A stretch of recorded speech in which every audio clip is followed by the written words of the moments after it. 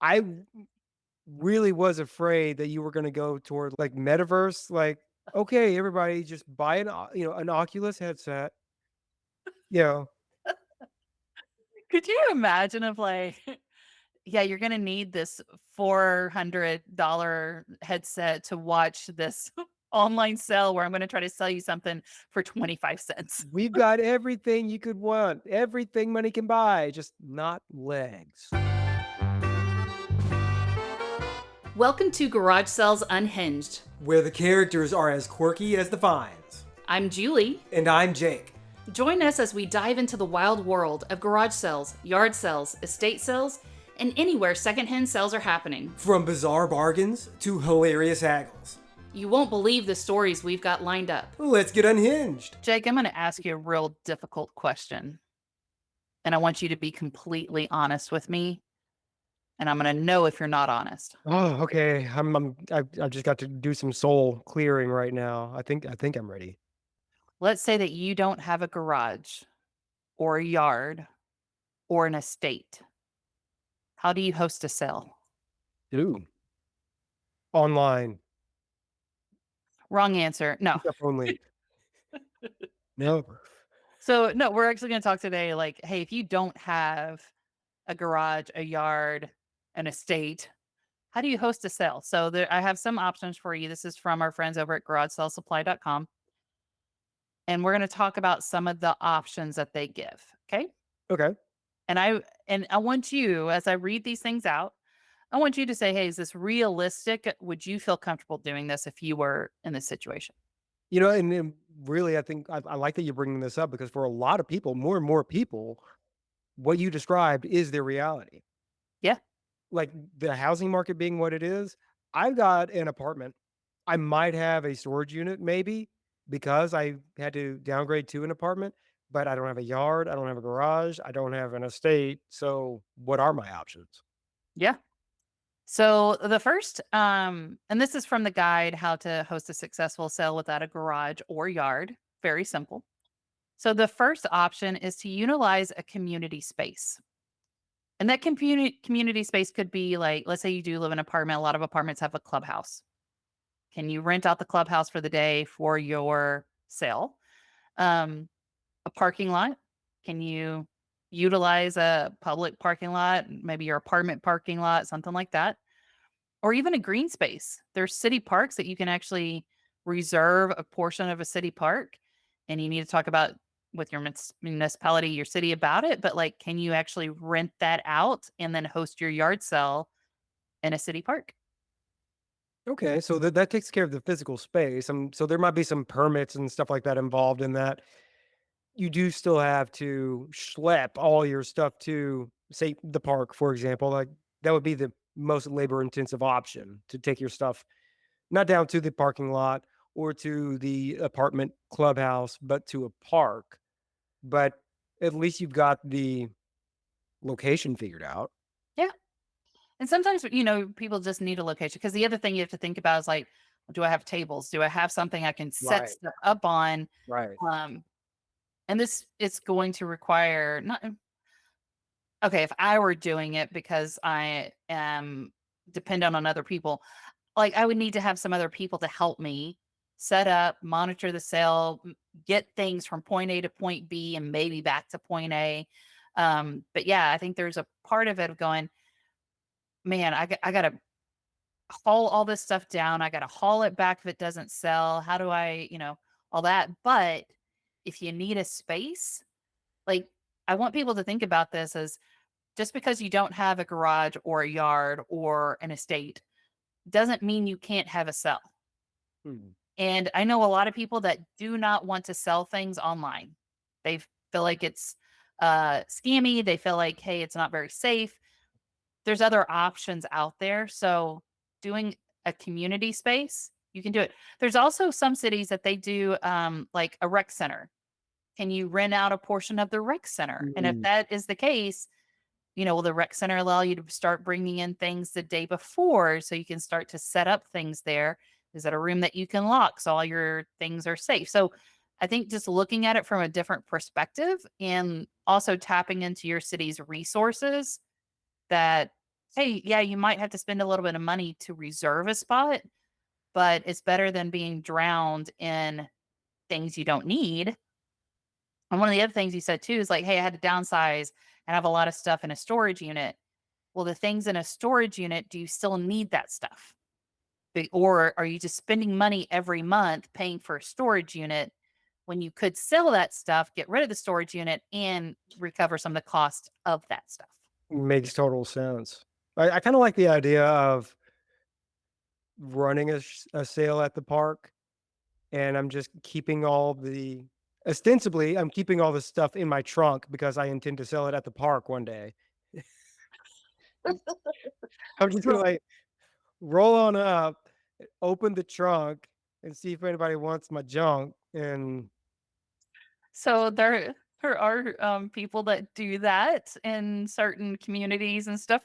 They have things in the back of their car, and you have trunk meetups, you have trunk sales, and people keep things in the back of their car, and that's their hustle. And actually, they're called the hustle man. So are you making this up right now? no, The hustle man? The yeah, hustleman. Hustlemans? hustle man, Huh. and Why did they get a name? I mean, because I'm that's what the selling stuff community at my has garage labeled. sale. Why don't I get to be hustle man? That's what the community has labeled them as the hustle man. And the hustle man, there's times where um, he has some hubcaps he can sell you. And it's like, hey, just give him 5 minutes, he'll get them for you. Or like, hey, I'm looking for this type of car battery. He can get you a car battery. So he's hustling, he can sell it for you. Everything's probably not on the books, but hustle man. You So know, what you're I'll let you go on, but I do wanna concede your really great point that there's sometimes that buying and selling online just isn't that great because you want to actually go and interact with the product. yeah, You wanna make sure this is in one piece and is as described and everything like that, and you can't do that online, so it's great to have options for that kind of in-person experience. yeah, it is. Another idea is to host an indoor sale. If you are living with roommates, make sure everyone's on the same page for this, but you can designate a sell area. You can choose a room or a series of rooms to set up your stuff. You want to make sure you have clear signage. So if you have, let's say a you have a pet and you put the pet in one of the bedrooms, make sure you have clear signage of do not open, pet inside will rip your face off if you open the door. But again, this is going to invite people into your home, which some people Yeah, may not wanna do, yeah. but, it's a way like, hey, if you don't have a yard or a garage, this is an option for people, especially if you don't have massive amounts of furniture, you don't have, like, a vehicle, you don't have a tractor you're trying to sell. Maybe it's some knickknacks, some clothing, art supplies, stuff like that. Hosting it indoor might be a way to do it. I really like the setup you made there of a roommate situation, and you're holding this cell while you got, like, the worst roommate in the world, and it's just like that there's a sock on John's door, he's, indisposed in there, "Please don't go in there." You do not want to go in there while he's doing the sock thing. Or you're in the middle of haggling with somebody over the price for this ashtray, and in comes your roommate, open robe, scratching where you don't want someone to be scratching in public, just going to the fridge and drinking straight out of the milk carton. Yeah. Just Like, "Oh, Roger, just stay away. Can't you just leave the apartment just for one day?" yeah. Like, yeah. But But no, also, again, I know I've mentioned it before, only sell the things you own, don't sell your roommate's stuff. unless you really want them to get rid of this really hideous thing they've got. It's like, Don't I don't know what happened to it. don't do that. Don't do that because I think that's a legal issue. Um, Another idea is to partner with a neighbor. So let's say that and I actually remember growing up where we lived, it wasn't conducive to having a yard sale. You didn't really get the foot traffic and stuff. So our aunt and uncle that also lived in the same city that we did, they were hosting a garage sale. We actually took stuff over to their garage sale and helped them with the sale, and we also sold some things from our house at their sale. So you can partner with a neighbor to, hey, can I use your yard? Can I use your garage? Can you sell stuff and make it a bigger sell than, what we actually intended for? And if you decide to do that, just make sure, like, I think for the sell that we did, we had pink stickers and our aunt and uncle had yellow stickers. So whenever something came up to the register and it had a pink sticker, we just put the pink sticker on the paper so we knew how much was supposed to be allotted after the sale. Um, but yeah, that's a way to, like, hey, if you don't have your own garage or yard, or if you're in a area that doesn't have great foot traffic or doesn't get a lot of traffic, team up with a family member, a neighbor, somebody else that will let you use their space in order to have your sale. I like that. So it's like the piggyback sale. It's the kind of the same principle as when you see a Starbucks inside a Target. Yeah, do the Starbucks approach. I guess that's what we're going to call this now. Uh, but I actually remember from that sale that we did. I think it was during summer. Had to be during the summer because we were there. Um, but somebody had dropped a bag of cash in the alley. And What? yeah, and so this might have been like a family that they got paid cash from their job and they don't put money in the bank or whatever, but they dropped that bag and we held on to it thinking like, "Oh, they're gonna come back that day, the next day." And there was probably $500 in the bag. And like that's a lot of money for a family that's like for any family. And yeah, they never came back. And it was just this bag of cash. I don't remember that. Well, I vaguely remember that. I don't know if you're like implanting, like memories in me right now, but I vaguely remember there being a lot of buzz and to do about this money, but I don't remember the bag. So was it with like you're saying a bag of cash? What kind of bag? What was It like? could have been like a plastic grocery bag and they just had their money stashed in it and it fell out of the car whenever family was getting in and out. So it wasn't more like prop dramatic. It wasn't a briefcase No, or like a duffel bag or something like that. It wasn't something like somebody was you know DB Cooper was actually passed through here I and I don't he think it bought was our silverware. I don't think it was cartel money or anything like that. It was just I would label it as it was money from underneath the mattress. That's a lumpy ass mattress for $500 to be under it, huh? I would happily sleep on a lumpy ass mattress if it was just loaded with money. Yeah. And then that turned into like a Princess and the Pea situation. Like I can't sleep on all these Right. $100 I bills. can't possibly get any rest unless there's at least $700,000. No bill larger than 50. Are you planning a garage sale, yard sale, or estate sale and need some help? Look no further than Garage Sale Supply. They provide top notch resources and expert advice to help you host the perfect sale. From pricing tips to promotional strategies, they've got you covered. Visit garagesalesupply.com and make your next sale a success. All right. Another option is to rent a space. So I was actually talking to a friend a couple weeks ago that one of her friends needed to sell some stools and she does not want to sell them online. And, she just had like two dining stools. So, like, what was she supposed to do? And we were talking about, like, well, could you borrow a friend's garage? Could you do something like that? She's like, well, we don't really live in an area that is conducive to that. Um, she said that they actually looked at it's a business that you can rent a space in this building. And it's essentially people do this all the time. Like you rent a space, you bring all your stuff there, and you sell it all day. And they went and checked it out. And she was like, Julie, I'm pretty sure murders happened there. Like it was dark, there was no lighting, there was no airflow. And she was like, and just like for two stools, not worth their life. They weren't gonna do it. So um if in your like for our listeners, if you have a situation in your area that you can rent a space, definitely go check it out first before just saying, "Yes, I wanna rent a space."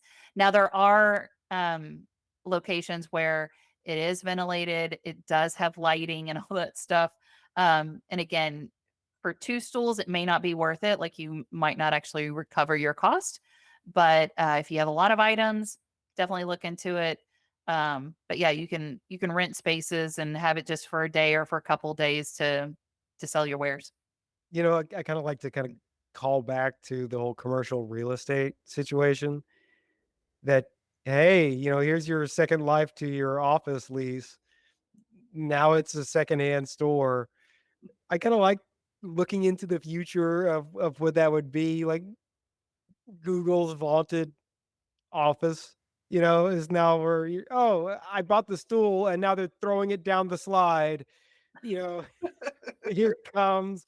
I don't even want the stool. I just want to see it bang around on the slide. This is great.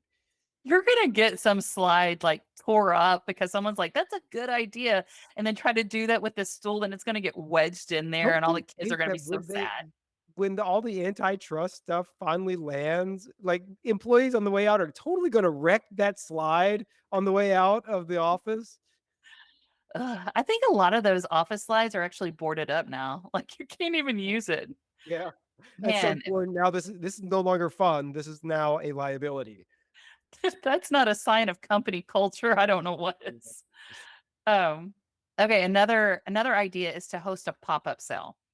So whenever I say this, this could be and again, you want to check with local regulations. You don't want to get fined for any of this stuff. But setting up in a high traffic area like a sidewalk, a park, a public parking lot, and it's just what you can carry or it's just what you can put in the back of your car. And in my mind's eye, because where I live, there's a park that has a lot of soccer games on the weekend. And if you had items that you knew that some of these families might be interested in, because what happens is all these kids are playing soccer, and then the rest of the family is either, trying to keep the kids that are not playing soccer busy Entertained or at the, like cool. the Yeah. playground and stuff. But also, there's parents out there that are just playing on their phones and stuff. So if you can do a pop up sale and maybe sell some things to these parents that are like hanging out, waiting for their kids to get done with a soccer game. That might be a way to move some things, and you don't really need your own yard or garage to do that. Okay, you just sparked something in me, and I'd like for us to commit to doing this at some point. Oh Lord. Well, you have these pop-up stores that are for designers, Yep. right? You got the pop-up event that people find out about, and, however they find out about them. And it's very buzzy. People are lined up for it. And the stores themselves are often very conceptual. Yeah. They don't have a lot of stuff. That's not the point, is to have a lot of stuff to serve everybody. The scarcity is part of the draw. And so similar thing, pop up what we would understand to be a secondhand sale, but it's still conceptual. It's just a pop-up yellow store. Everything there is yellow. Yeah. Maybe it's clothes, maybe it's appliances, maybe it's this, that, but everything is yellow primarily. And it's set up the same way. It's kind of minimalistic. We've got fake plants. We've got, music piping in from this Bluetooth speaker, and we hire people to stand in line. So I love Like, this concept. the markup you can place on everything you've got in there is crazy. So I like this concept, but also knowing how I function, and I probably wait to the last second of like, oh, we got all these items, but they're not yellow. And there I am at like 1 a.m. with a can of spray paint, attacking everything with yellow paint. Yeah. Oh, I do even worse. I just be handing out, like, yellow tinted sunglasses to everybody that comes in. Like, "Just don't take them off. It's really bright. Just Yeah. keep those on." Well, okay. So the last, uh, I can actually smell the spray paint fumes, and there's no spray paint near me. Um, the last idea that garagesalesupply.com has is to consider an online yard sale. So this is online selling. You can think of Facebook Marketplace, Craigslist, any kind of online groups like Nextdoor or anything like that. Anywhere where a community is going to buy things online. However, yes, you can post it.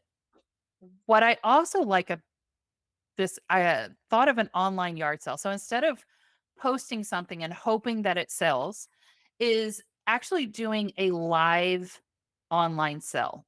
So Facebook has things where you can actually like, hey, I'm going to go live and I'm going to do these things.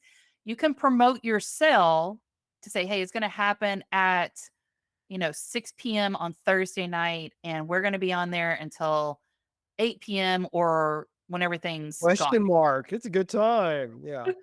Well, and I've been in a lot of virtual events lately where they have a live DJ. Perfect. I love it. They made it a whole party. Um, but you can actually and this is also great if you don't have a lot of items to sell, but you still want to move them. So let's say that I had a bunch of kitchenware things. I have 3 blenders. I can get rid of 2. Like, come on. But if I actually showed it working, I plugged it in, I made a smoothie, I'm making some margaritas, something like that. Probably not smoothie margaritas because that sounds gross. But you can show how things are working on a live sale, and people can message you of going, yes, I want to buy it. You can say how much it's for and like all that stuff. And a lot of times these online sales are going to be with friends and family or people that you know. And then you can schedule with them when they want to come by and pick it up. Or the next time you see them, you can get it to them. Or if it does need to include shipping, you add in the cost of shipping and ship it to them.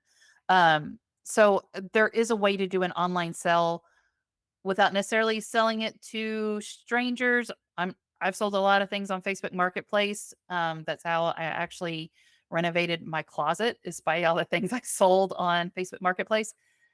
But if you don't want to go that route, you can do an online sell live one with people that are currently in your community on any of these platforms. So it sounds like you'd be, as far as, how it would appear for someone watching your live stream, like you were recreating a home shopping Yeah. network, Yeah. which sounds like a really great, fun, goal to try to hit. You're framing the shot, the camera the same way. You have the same gaudy jewelry. You're talking about it the same way. It'd be great if you could just kind of marker on cardboard, do the same thing on the sides of the screen with like prices and numbers and names and stuff like that. When you said a online yard sale, a virtual yard sale, I really was afraid that you were gonna go toward, like, metaverse, like, "Okay, everybody just buy an Oculus headset," you know?